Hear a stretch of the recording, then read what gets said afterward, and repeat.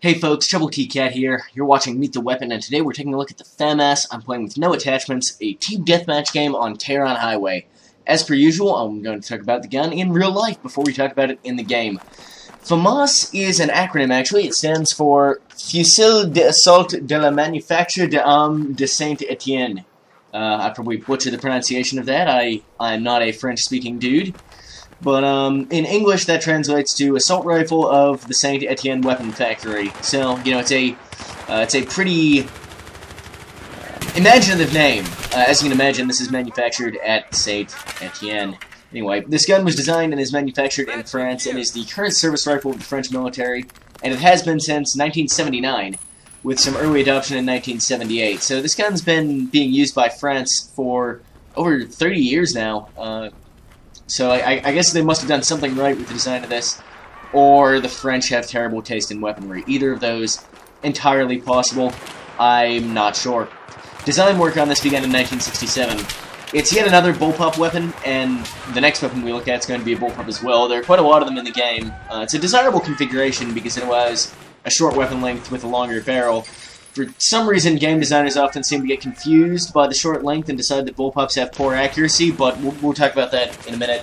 Like the M16 et al., it's another 5.56 by 45mm NATO weapon, so the damage and ballistics are generally similar to many of the other weapons using that round.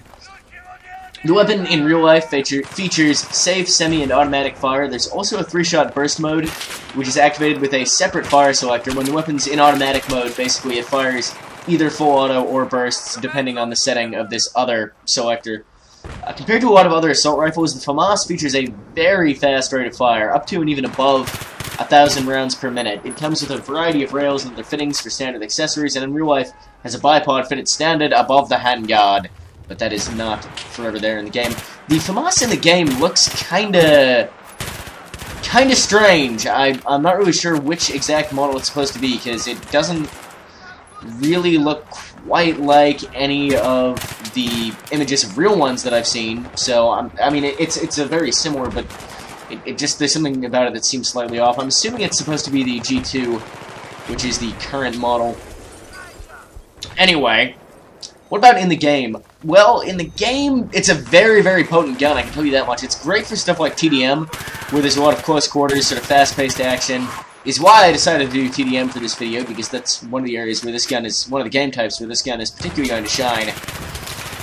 It's very, very potent. It's got the same damage as most of the other assault rifles, but it does, in the game, as you would expect, have the distinction of that extremely fast rate of fire, which makes it very, very deadly up close. The downside is this weapon is very hard to control in automatic mode. It's got pretty poor hip-fire accuracy without a laser sight. And at long range, you're going to need to... I mostly use burst fire at long range, actually, because the rate of fire is high enough that one round will hit, the second round might hit, and the third one will land close enough to add suppression effect. You see me, in particular, this is good against snipers, because you want rounds landing near the sniper to make sure they're suppressed enough that they can't just pop you in the head. You want their vision to be blurry and their aim to be shaky when you're shooting out with a sniper with an assault rifle. So you do not need to make every bullet count, contrary to what you might think in those kinds of engagements, which is one of the reasons I really do enjoy burst fire on this gun for longer range stuff. It's actually one of the few guns that has a full auto mode where I make a lot of use of burst fire. But I do with this gun. I use it a lot. It is super awesome. So yeah, basically, this gun in this game, very potent close up. If you want to use it at medium to long range, it becomes much less effective. It's hard to control. You need to take time with your shots, even using that burst fire mode. You know, you can't put a massive quantity of shots on target very quickly.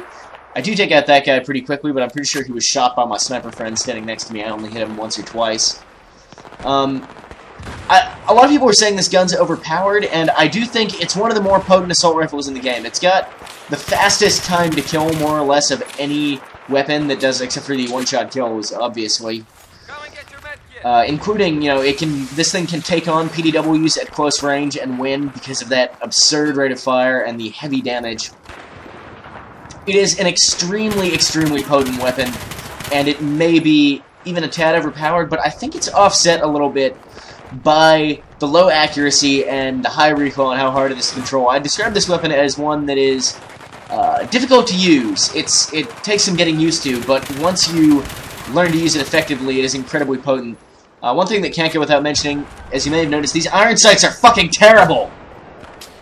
There's a bunch of times in this game, and this will happen a lot to you if you're using the iron sights, where you will lose kills because you cannot actually see the person you're trying to shoot while you're looking down the sights.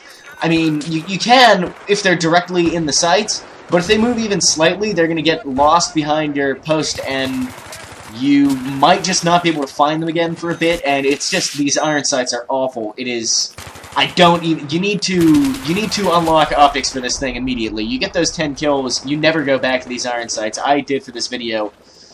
Some guns, I mean, I like the iron sights on, and I even occasionally use the iron sights instead of optics. This gun, no. When I first unlocked this, I used it for like 2 minutes and immediately dropped it because the iron sights were that bad. You know, later, I needed to get the attachments for this video, and I realized, wow, holy shit, this gun is extremely potent. But those iron sights almost made me actually rage quit the entire weapon immediately. They're that terrible. However, assuming you can get past that, the gun is nice. It is super solid, and you can get a lot of kills with this. I think, to be honest, I think they do need to do, I don't know. I don't feel like you should have an assault rifle that can compete with the SMGs at point-blank range. I don't know, maybe that's just... This gun basically is a submachine gun, though. I mean, at longer ranges, the PDWs are about as effective as this thing. So I'm not sure. Maybe it's okay. I wouldn't be surprised if you see this one getting a little bit toned down in the feature patch, but of course, as per usual, in the meantime, if you think it's OP, don't bitch about it, and certainly don't call this one a noob gun, because it is tricky to use. I see a lot of people saying, oh, noob, FAMAS user. It's not noob if the gun's hard to use, even if the gun is phenomenally powerful. And this one's tough. Takes some getting used to.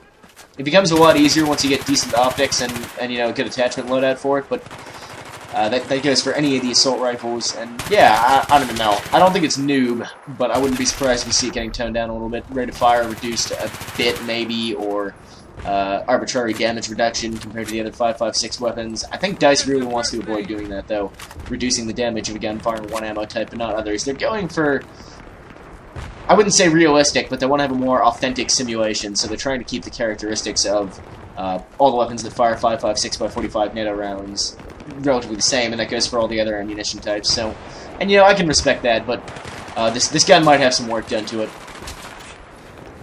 At the moment, however, is incredibly strong. So strong and hard and killy. I really do, I wouldn't say I really enjoy this gun, actually, because of the recoil and how ineffective it is at medium and long range. Or, not ineffective, but how difficult to use it becomes.